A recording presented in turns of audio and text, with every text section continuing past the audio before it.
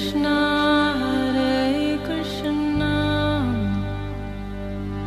Krishna Krishna Hare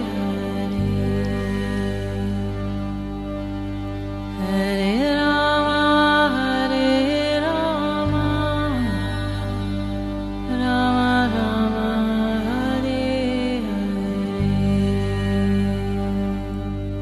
नमस्कार, radio मानव रचना 107.8 पर मैं हूं सरिता आपके साथ और शुरू हो चुका है कार्यक्रम आत्मदर्शन। श्रोताओं, जैसा कि आप सभी जानते हैं, इस कार्यक्रम में हम बहुत सारे आध्यात्मिक प्रसंगों का वर्णन करते हैं और हमेशा हमारे साथ स्टूडियो में होती हैं राग लिखादासी जी, चरण आश्रित योगाचार्य श्रीमद भक्ति वेदांत नारायण गोस्वामी जी की शिष्या।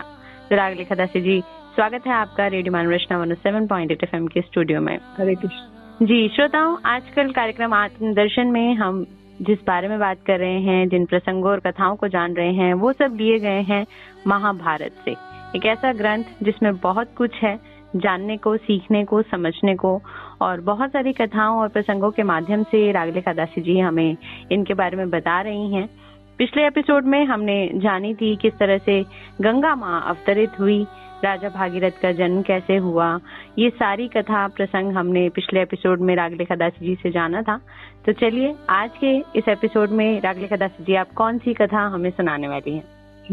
आज हम ऋषि श्रृंग का चरित्र करते हैं। जी। तो युधिष्ठिर जी लोमश ऋषि से पूछ रहे हैं, परम तेजस्वी कश्यप नंदन ऋषि श्रृंग ने मृगी के उदर से कैसे जन्म लिया?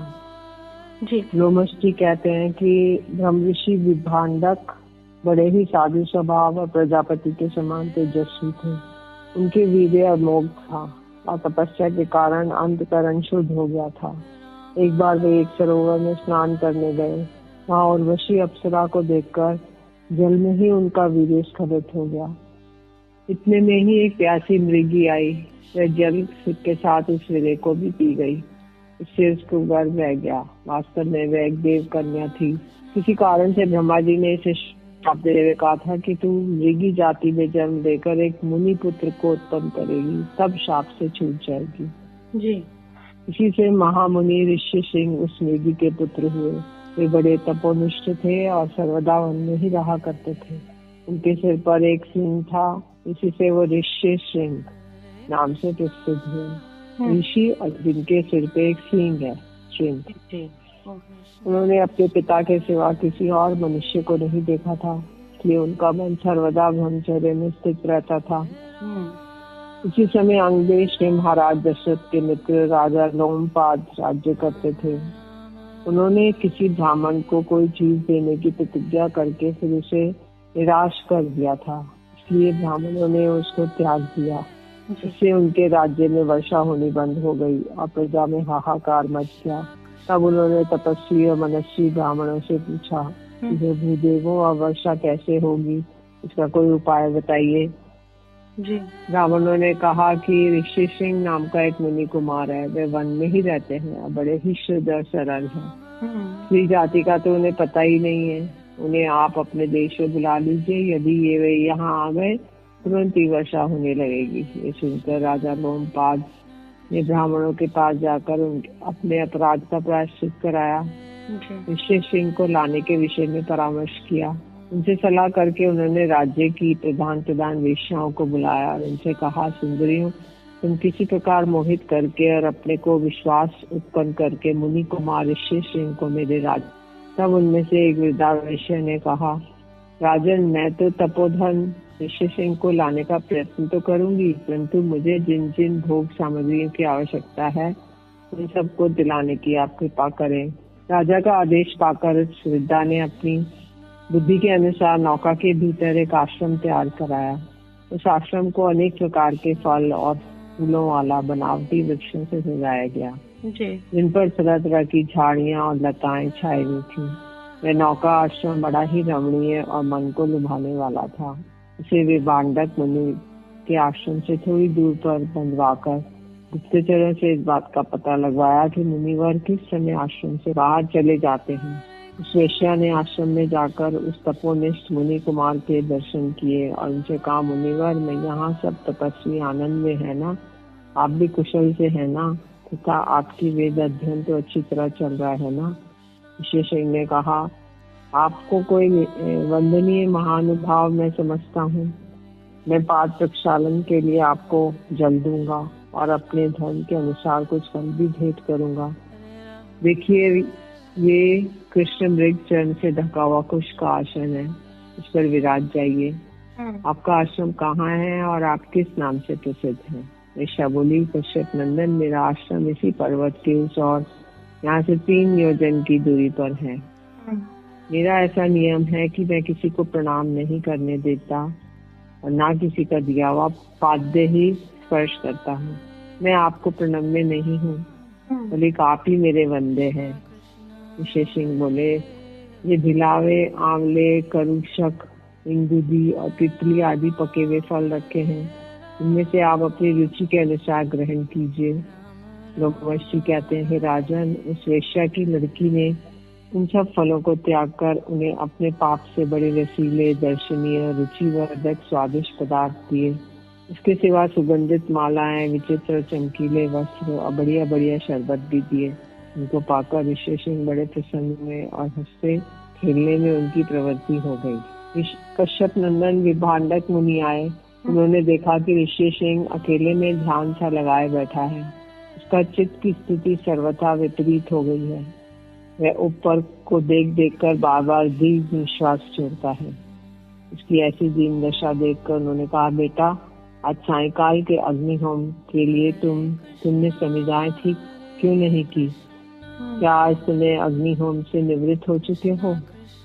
ऋषि सिंह ने कहा, पिताजी, यहाँ आश्रमों में एक जटाधारी ब्रह्मचारी आया है।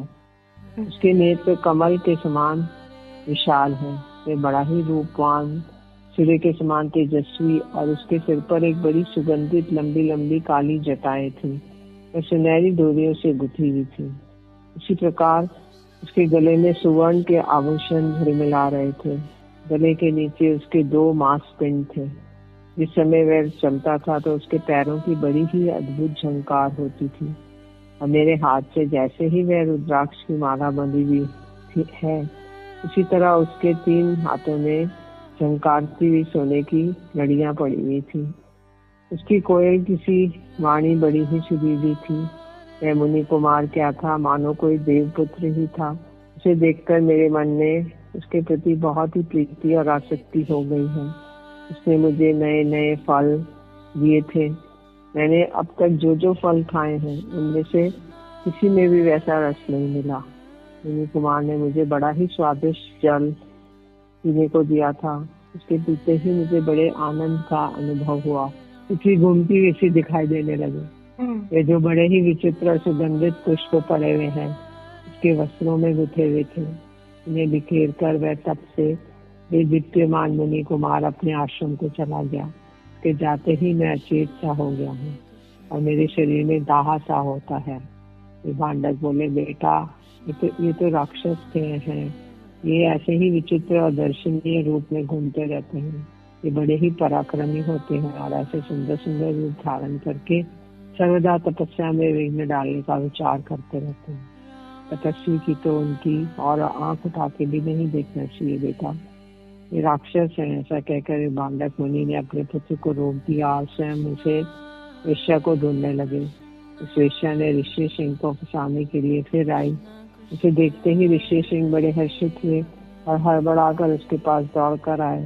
उससे बोले, देखो, पिताजी के यहाँ आने से पहले ही हम तुम्हारे आश्रम को चलेंगे। हे राजन, उस युक्ति से विभांडक मुनि के एकमात्र पुत्र ऋषि सिंह को उन माँ बेटी ने नाव पर चढ़ा दिया और उसे खोलकर वे तरह तरह के उपायों से उसे आनंदित करती अंगराज लोमपाद के पास ले गई। इतने में ही इन्होंने देखा कि सहसा वृष्टि होने लगी और सब और जल हो गया। मनोकामना पूर्ण होने पर राजा लोमपाद ने उनको अपनी कन्या शांता विवाह दी। इधर विभांडक मुनि फल फूल लेकर आश्रम में लौटे तो बहुत ढूंढने पर भी अपने पुत्र दिखाई नहीं दिया और वे प्रसन्न चित्त से अंगराज के पास पहुंचे। लोमपाद ने उनका विधिवत पूजन किया। उन्होंने देखा कि स्वर्गलोक में जैसे देवराज इंद्र रहते हैं वैसे ही उनका पुत्र विद्यमान है। साथ ही विद्युत के समान चमचमाती हुई पुत्रवधू शांता को भी देखा। पुत्र को वहीं छोड़कर उन्होंने उससे कहा, जब तुम्हारे पुत्र उत्पन्न हो जाए तो राजा का सब प्रकार का मन रखकर वन में ही चले आना। ऋषि सिंह भी पिताजी की आज्ञा को पालन कर फिर उन्हीं के पास चले आए। जी। जिस प्रकार अरुंधति वशिष्ठ की, लोपामुद्रा अगस्त्य जी की, दमयंती नल की सेवा करती थी, उसी प्रकार शांता ने भी अत्यंत प्रेम पूर्वक अपने बनवासी पतिदेव की सेवा की। जी, बहुत ही खूबसूरत प्रसंग श्रोताओं हमने अभी जाना राजलेखा दासी जी से, ऋषि श्रृंग के बारे में जाना और राजा लोमपाद के राज्य की कथा कि किस तरह से उनके यहाँ वर्षा नहीं होती थी और किस तरह से हुई ऋषि रिंग के कारण, और फिर किस तरह से शांता जो है उनकी पत्नी बनी। ये सारा प्रसंग हमने जाना। तो श्रोताओं आगे और भी बहुत कुछ है महाभारत के अंतर्गत जो हम जानते रहेंगे राजलेखा दासी जी से, लेकिन अभी सुनते हैं एक प्यारा सा भजन, फिर लौट कर आते हैं। आप जुड़े रहिए रेडियो मानव रचना 107.8 के साथ कार्यक्रम आत्मदर्शन में। Feel good, feel live.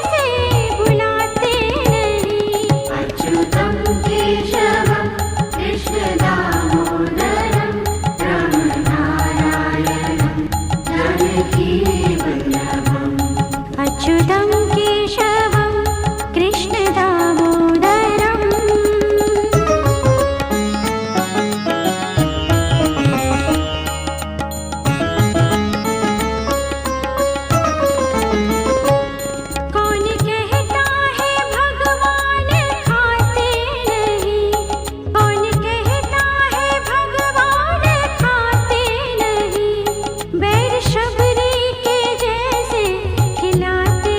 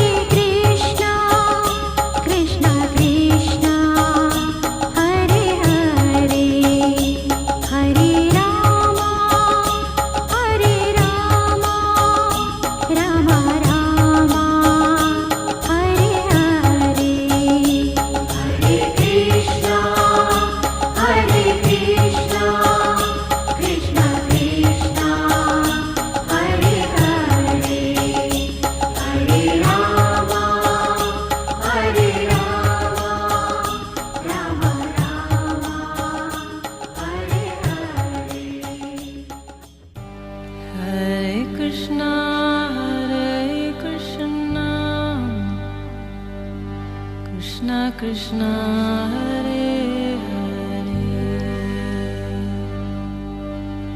Hare Rama Hare Rama Rama Rama Hare Hare। स्वागत है श्रोताओं आप सभी का एक बार फिर रेडियो मानव रचना 107.8 पर। मैं हूँ सरिता आपके साथ और आप कार्यक्रम सुन रहे हैं आत्मदर्शन, जिसके अंतर्गत हम बात कर रहे हैं महाभारत में समाहित विभिन्न प्रसंगों और कथाओं के बारे में। अभी हमने ऋषि श्रृंग के बारे में जाना, राजा लोमपाद के बारे में जाना, इस कथा को जाना हमने। तो अब आगे कौन सी कथा हमें रागलेखा दासी जी बताने वाली हैं? बताइए रागलेखा दासी जी हमारे श्रोताओं को। जी, हम परशुराम जी का चरित्र करेंगे जी। तो कन्नौज नामक नगर में गादी नाम का एक बलवान राजा राज्य करता था। वह वन में जाकर रहने लगा। वहाँ उसकी एक कन्या उत्पन्न हुई जो अप्सरा के समान सुंदरी थी। उसका नाम सत्यवती था। ऋतुनंदन ऋषिक ने राजा के पास जाकर याचना की। राजा गादी ने ऋषिक मुनि के साथ सत्यवती का ब्याह कर दिया। विवाह कार्य संपन्न हो जाने पर भृगु जी आए और अपने पुत्र को सपत्नी देखकर बड़े प्रसन्न हुए। उन्होंने पुत्र वधु से कहा, सौभाग्यवती वधु, तुम वर मांगो, तुम्हारी जो इच्छा होगी मैं वही दूंगा। उसने अपने ससुर जी को प्रसन्न देखकर अपने और अपनी माता के लिए पुत्र की याचना की। भृगु जी ने कहा, तुम और तुम्हारी माता ऋतु स्नान करने के पश्चात पुत्रोत्पत्ति की कामना से अलग अलग वृक्षों का आलिंगन करना। वे पीपल का आलिंगन करे और तुम गूलर का आलिंगन करना। इसके सिवा मैंने सारे संसार में घूमकर तुम्हारे और तुम्हारी माता के लिए बड़े प्रयत्न से 2 चरु तैयार किए हैं। तुम इन्हें सावधानी से खा लेना। ऐसा कहकर मुनि अंतर्ध्यान हो गए। किंतु माँ बेटी ने चरु भक्षण करने और वृक्षों का आलिंगन करने में उलटफेर कर दिया। बहुत दिन बीतने पर भगवान भृगु फिर लौटे। उन्होंने दिव्य दृष्टि से सब बात जान ली। तब उन्होंने अपनी पुत्र वधु सत्यवती से कहा, बेटी, चरु और वृक्षों की उलट फेर करके तेरी माता ने तुझे धोखा दिया और तूने जो चरु खाया है, जिस वृक्ष का आलिंगन किया है, उसके प्रभाव से तेरा पुत्र ब्राह्मण होने पर भी क्षत्रियों के से आचरण वाला होगा जी। और तेरी माता का पुत्र क्षत्रिय होकर भी ब्राह्मण के आचार वाला होगा। बड़ा तेजस्वी और सत्पुरुषों के मार्ग का अनुसरण करने वाला होगा। तब उसने बार बार प्रार्थना करके अपने ससुर जी को प्रसन्न किया और प्रार्थना की, मेरा पुत्र ऐसा ना हो, भले ही पौत्र ऐसे स्वभाव वाला हो। भृगु जी ने अच्छा ऐसे ही हो। तथा समय उसके गर्भ से जमदग्नि मुनि का जन्म हुआ। वे बड़े ही तेजस्वी और प्रतापी थे। जमदग्नि ने वेदाध्ययन आरंभ किया और नियम अनुसार स्वाध्याय करने से सभी वेदों को कंठस्थ कर लिया।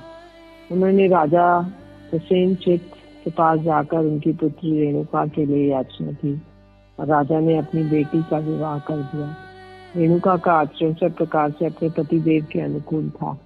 उसके साथ आश्रम में रहकर वे तपस्या करने लगे। क्रमशः उनके 4 पुत्र हुए। उसके बाद परशुराम जी का प्रादुर्भाव हुआ।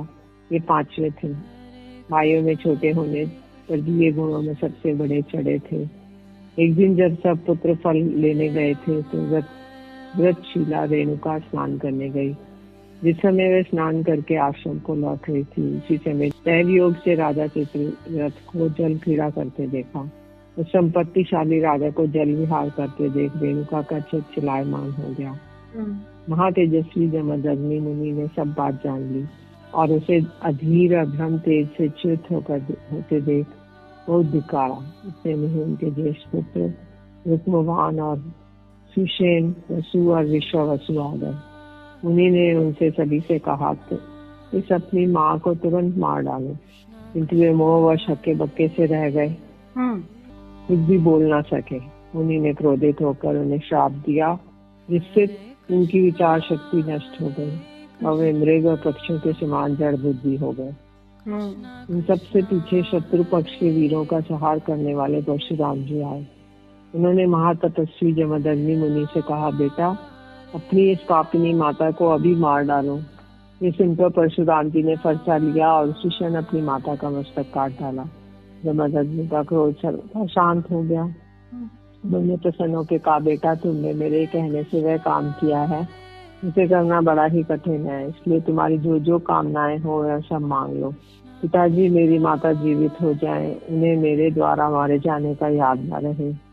उनके मानस पाप का नाश हो जाए, मेरे चारों भाई स्वस्थ हो जाएं, युद्ध में मेरा सामना करने वाला कोई ना हो, मैं लंबी आयु प्राप्त करूं। परम तेजस्वी जमदग्नि के वरदान के द्वारा उनकी सब मनोकामनाएं पूर्ण हो गई। एक बार इसी तरह उनके सब पुत्र बाहर गए हुए थे। उसी समय अनूप देश के राजा कार्तवीर्य अर्जुन इधर आ निकला। उस समय वह आश्रम में पहुंचा। मुनि पत्नी रेणुका ने उसका आतिथ्य सत्कार किया। कार्तवीर्य अर्जुन युद्ध के मत में उन्मत्त हो रहा था। उसने सत्कार की कुछ कीमत न करके आश्रम की होम धेनु के डकारते रहने पर भी उसके बछड़े को हर लिया और वहां की वृक्षादि को भी तोड़ दिया। जब परशुराम जी आश्रम में आए तो वे स्वयं जमदग्नि ने उनसे सारी बातें कही। उन्होंने होम की गाय को भी रोते देखा। उससे वे बड़े ही कुपित हुए और काल के वशीभूत होकर सहस्त्र अर्जुन के पास आए। परशुराम जी ने युद्ध कर पैने बाणों से उस परिधि सदृश उसकी हजारों भुजाओं को काट डाला और परास्त कर काल के हवाले कर दिया। इससे सहस्त्र अर्जुन के पुत्रों को बड़ा क्रोध हुआ और वह एक दिन परशुराम जी की अनुपस्थिति में आश्रम में बैठे हुए जमदग्नि पर जा टूटे। जब उनकी हत्या करके वे आश्रम में चले गए तो परशुराम जी समिधा लेकर वहां आए। वहां उन्होंने अपने पिताजी को इस प्रकार दुर्दशापूर्ण मरे देखकर उन्हें बड़ा दुख हुआ और वे फूट फूट कर रोने लगे। उन्होंने अकेले ही कार्तवीर्य के सभी पुत्रों को मार डाला। उस समय जिन जिन शक्तियों ने उनका पक्ष लिया उन सबका भी उन्होंने सफाया कर दिया। इस प्रकार 21 बार भगवान परशुराम ने पृथ्वी को शस्त्रहीन कर दिया। उनके रक्त से समन पंचक क्षेत्र में 5 सरोवर भर गए। महर्षि ऋचिक ने साक्षात प्रकट होकर उन्हें इस घोर कर्म से रोका। तब उन्होंने शक्तियों का प्रहार बंद कर दिया। सारी पृथ्वी ब्राह्मणों को दान कर दी। इसी प्रकार समस्त भूमंडल ब्राह्मणों को देखकर वे महेंद्र पर्वत पर निवास करते हैं। जी, तो श्रोताओं, बहुत सारे प्रसंग हम जान रहे हैं महाभारत के अंतर्गत और अभी परशुराम जी के चरित्र वर्णन को हमने जाना रागलेखा दासी जी से। तो आज के एपिसोड में ऋषि श्रृंग के बारे में जाना, परशुराम के बारे में जाना। इस तरह से बहुत सारे संत महात्मा ऋषि मुनि हुए हैं जिनका वर्णन महाभारत के अंतर्गत है, जिनको हम आपको बता रहे हैं। और इसी तरह से कार्यक्रम आगे भी और एपिसोड्स में आपको बताते रहेंगे क्या क्या कथाएं और प्रसंग हैं। लेकिन आज के लिए बस इतना ही। रागलेखा दासी जी, आपका बहुत बहुत शुक्रिया हमारे स्टूडियो में आने के लिए। हरे कृष्ण। जी, तो श्रोताओं, आज के लिए हमें कार्यक्रम आत्मदर्शन से दीजिए इजाजत और आप सुनते रहिए रेडियो मानव रचना 107.8 पर आने वाले